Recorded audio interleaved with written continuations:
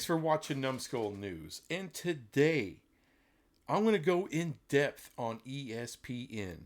They are in a bit of trouble.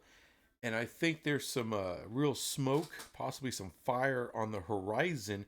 And we're going to get into that. And I'm going to lay it down how this is the real engine for realignment going into the future. Now, I've made videos about ESPN before, but this one, I'm really going to go in on it, and I'm basing it on the CNBC report they did several weeks ago about ESPN's future. And what I believe is absolutely going to happen in the future, and how this is probably going to be the biggest thing, not court cases or anything else, that's going to affect realignment moving forward. And it's the juggernaut of ESPN coming face to face with even bigger juggernauts. So let's start out with a fundamental base of information. ESPN, their revenue, 62% of their revenue is based off of cable and satellite subscriptions. Carriage fees, the whole nine. That's the bulk of their revenue. Keep in mind, hundreds of thousands of people are cutting the cord every year. There's a big problem. And the problem is plain to see in the numbers. In 2014, ESPN's valuation, any fan of Shark Tank can tell you what a valuation is. It's basically what your company is worth. So in 2014, it was worth $50 billion. Huge money.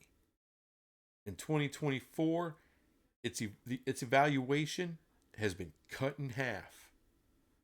Even with sports, NFL, NBA, they're on the rise, more viewership than ever. Yet ESPN is worth half of what it used to be. That, my friends, that's crazy. A lot of that has to do with where their revenue is and the cord cutters. It's a freaking problem. Now, Bob Iger himself has come out and said they've been watching the decline of the cable and satellite bundle, and they've been preparing for it. That's why they have the new app that's coming out later on this year with Warner Brothers Discovery and Fox. And in 2025, ESPN is going to launch another app, a straight-to-consumer app. Right now, they got ESPN Plus. It's kind of like ESPN Lite. Doesn't have everything. The new app is supposed to have a hell of a lot more. Maybe not everything that you can get on ESPN, but a lot more NFL games, a lot more NBA games. Plus, that new app will have tie-ins to fantasy sports and to gambling. So it appears to be something that's going to be very fun and possibly very popular. But keep in mind, there's a problem with ESPN going straight to consumer. Because right now, 100% of everybody who has a cable and satellite subscription, and it's been like that since the beginning, 100% of them are paying for ESPN. So if you have 100 million cable and satellite subscribers or more, each and every satellite subscriber, regardless if they care about sports or they're watching ESPN or not, they're actually paying for it. Now, right now, ESPN Plus has 25 million subscribers. But, not every sports fan is watching ESPN Plus. I don't watch a lot of ESPN Plus. So you have to think, with a new app or whenever ESPN actually goes straight to consumer only and you can't get them through your cable and satellite bundle, well, it's not going to be 100 million, 200 million, whatever subscribers. Rough estimates are somewhere between 30 and 40 million subscribers. That's a hell of a lot less than what you get through the cable and satellite bundles through the years. And because of that, there's been talks of Disney possibly selling some equity in ESPN due to the NFL, the NBA, to help smooth that transition. But Bob Chapek, who's the former CEO of Disney, doesn't see that there's a big logic to that. Why bring on more minority owners of ESPN Does that really help you? Get you some cash up front, but long term, it can actually hurt you. But there's also other signs of this ever changing environment. The ESPN studio shows their ratings are falling. When you got the primetime 6 o'clock sports center that has lost a couple 100,000 viewers a night versus what it used to get just maybe 10 years ago. As a matter of fact, they brought on Pat McAfee and paid him a crap ton of money. Why? Because he gets more viewers in Sports Center. That's why. And he's been on a streaming platform forever that gets huge viewership, and that viewership is coming to ESPN. That's why. So, and it's another reason they dumped a hell of a lot of their talent in recent years. And the biggest problem they have is they have new competition. We've all, during this whole realignment saga, we've been talking about them. Apple, Amazon, Google, now Netflix is getting involved in live entertainment. So there's big monsters out there. And look, Disney is a huge company. $206 billion. That's what they're worth. That's their evaluation. But next to Apple, their capitalization is $2.7 trillion. Google's $1.4 trillion. Amazon $1.8 trillion, not billion, trillion. Disney is they're worth a fraction of those companies. They're the ant. Those other companies are the boot. And if they want to come in and outbid for the entire NFL, the entire NBA, ESPN is screwed, blued, and tattooed. They're done. That's where they're at right now, folks. And those big tech companies have, all of them have dipping their toes in the water. Amazon's got Thursday Night Football. They're about to have a playoff game, NFL playoff game. Apple, they got MLS. They got Major League Baseball. You know, Netflix signed a huge deal with the WWE, and not to mention, I believe it's Amazon that has a NASCAR deal as well. So they are dipping their toes in this live sports, live entertainment space. Now, what I believe is ESPN is eventually going to sell. I think Disney's going to sell it off. Now, there's been a lot of talk about Disney selling a piece, right? And I just got through talking about that to the NFL or to the NBA or whoever. But no. I think they're going to sell it off lock, stock, and barrel. Now, there's a lot of experts out there who theorized this when Bob Iger himself last year published all of the ESPN financials last year. And the experts are like, well, why do you do that unless you're thinking about a sell, unless you're really planning on a sell? I think they will end up selling. And the president and COO of Endeavor, we all know and love Endeavor, and that would be Mark Shapiro. And what he has said is that ESPN and Disney, they've positioned themselves, all right, positioned themselves to have optionality. In other words, they could sell if they want. Now, right now, it's probably best in the near future to sell them if you're going to sell them.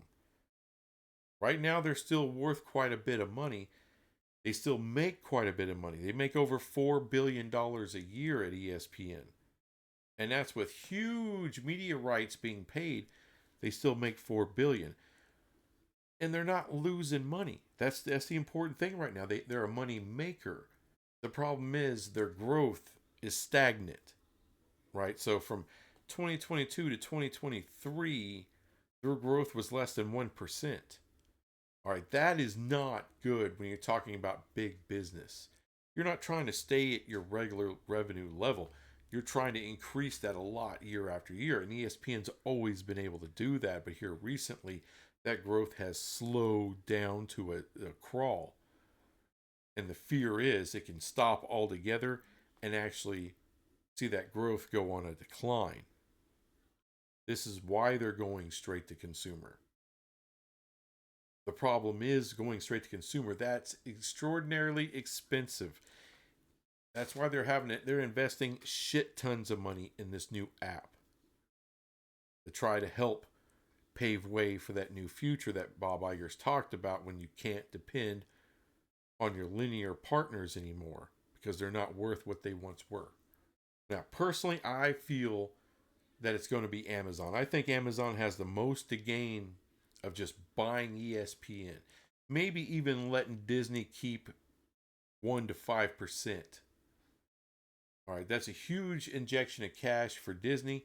They can get things retrofitted and replace some of the money they've lost due to Disney Plus and some of their big studio flops. And remember, the streaming world is also killing movies at the theater. So a lot of this is going awry. So a big injection of cash to Disney would actually help quite a bit. Now, right now, Disney Plus is losing money, but eventually, trust me, they will get that thing on a paying basis, and it will be extremely popular with all of the original content, all the IPs that Disney owns and people want to have access to. They are going to turn a mighty profit on that. But it's just the startup cost of a Disney Plus is what's been killing them. And getting new original content on there, really expensive shows. That's why they're losing their ass. But eventually that script will flip and they will be making big money on that. Now, right now, ESPN hasn't lost all its value. It's lost half of its evaluation, but not the whole thing. They're still worth a lot of money, around 25-30 billion dollars. You may be able to get more than that from an Amazon. Why Amazon would want it? Oh, they got the most to gain because of their business model. Amazon is essentially the new online Walmart. That's what they are. They're bigger than Walmart. They like to sell you a lot of crap that you don't need. Now, if you can bring the ESPN audience to Prime, and now you can sell them crap with free shipping, that's the win for Amazon. It's worth every dollar to them to buy ESPN. And ESPN would go on operating and producing games just like they've always done. None of that changes. But instead of having the mouse ear banner behind ESPN, it will now be the Prime banner behind ESPN. That's the change. That's what makes it new. And it may not stop there. Whichever big tech company buys ESPN, I'm sure another one will come along wanting to buy Fox Sports. Whether that's Apple, Netflix, Google, whatever. I think that'll happen next, because if ESPN is having some of these issues, trust me, Fox is too. How does all of this tie to realignment? Well, folks, how does it not? ESPN owns a shit ton of rights, including the ACC, the SEC, and the Big 12. They are balls deep in college football. It is the second most popular live sport in America, college football. So it has tremendous value. This is why I fully believe ESPN is working behind the scenes to get FSU and Clemson into the SEC. Because that's huge viewership, big time premium matchups. That's everything you need for a streamer in a streaming world, because the linear crap is going away. Your carriage fees are going away. 62% of ESPN's revenue being cable and subscription fees, that is going away. It's chipped at it. It's getting chipped at every year by hundreds of thousands of cable cutters. So they're not going to overspend by bringing in teams that aren't worth the big money to go to the SEC. They only want the teams that are absolutely worth it. This is why I've been saying that the SEC will not expand a whole lot past what they are right now. There's only a couple of options. And I'm sure both the Big Ten and the SEC have their eyes on more schools than I believe that are wanting to go there, namely the University of North Carolina. The problem is The rights holders for those leagues, Fox and ESPN, they're not looking to overspend for somebody who can't absolutely bring the viewership. They may have some brand, UNC has brand value. They don't have viewership. They don't provide premium matchups. That is a huge detriment. That's why I don't believe they're going there at all. And for ESPN's part, it's worth it to them to take some of the best brands that aren't FSU, that aren't Clemson, possibly aren't Miami, and get them to the Big 12.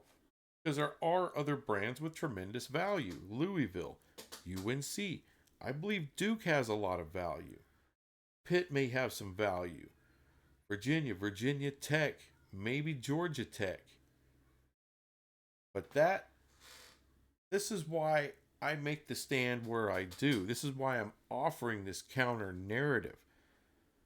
It's because of what's going on the macro level when you talk about realignment. We always focus, this narrow focus on particular schools, particular conferences. I do that. It's a lot of fun. Other channels do that. We all watch them. We comment. We love it, right? I love realignment. There's some people that say, oh, I don't really like it. Screw that. I love realignment. But the big overarching stories, what's going on with the big media companies? Where is that going? Because where they go is where realignment's going to go. That's the overall overarching part of all of this. Like it or not, people, if you take what we know about ESPN, where they are, where I believe they're going to go in the future, because it makes nothing but sense logically, business-wise, and there's plenty of experts in the business field that say the same damn thing. Now, at the end of that CNBC report, of course, it's all kumbaya. Oh, yeah, Disney's going to keep ESPN forever. They're going to whatever. What else are they supposed to say? If you're going to sell your car, you don't act like a desperate seller. Oh, I got to get rid of this turd. It's just, what? Then what? Are people going to give you what you're asking for it at that point? No, they're going to lowball you. Why are you trying to get rid of it? Red flag goes up, right? What they do is say, oh, no, we would never sell it. We don't want to sell ESPN. They're too valuable, man. We make so much money off of it. It would have to be an insane offer for us to sell. That's what you do when you're trying to sell your property. You got to pump that up. Look at the value. Look at all the. Don't look at the trash in the back seat. Don't look at the flat tire. Don't look at the big scratch down the trunk. Don't look at any of that. I mean, this thing still starts right up. That's what you try to do. Pump up the value of your property. This has massive effects for realignment. This is why I don't believe ESPN is looking to add more stuff into the SEC unless it's absolutely worth it. Florida State, Clemson, and that is it. Everybody else, anybody else that has some value that they want to keep on hand for a nice sell, they'll get that to the Big 12. UNC would look great in the Big 12, especially if you're looking to sell to Amazon. Like, hey, look at there. Look at that nice big brand in the Big 12. We're only paying $20 million. But I just wanted to really be clear on why I say what I do. I'm not just pulling stuff out of my ass. Do I do research? I do. I look around. And I'm not just looking around at what the SEC and the Big Ten want to do. I'm going above them. What are the media partners? Where are they at? What about the people writing the checks, y'all? What's their financial situation looking like? And right now, ESPN's isn't all gravy. It isn't really all that great. It's an uncertain future. And I think the best option, and like I said, a lot of experts think the same thing, that Disney will sell that shit. Like always, we'll see what happens in the future. Now you know why I've been saying what I've been saying. Why the Numbskull News content has been what it is. Anyway, thanks for watching this crap, and I'll be back with some other crap later. Bye.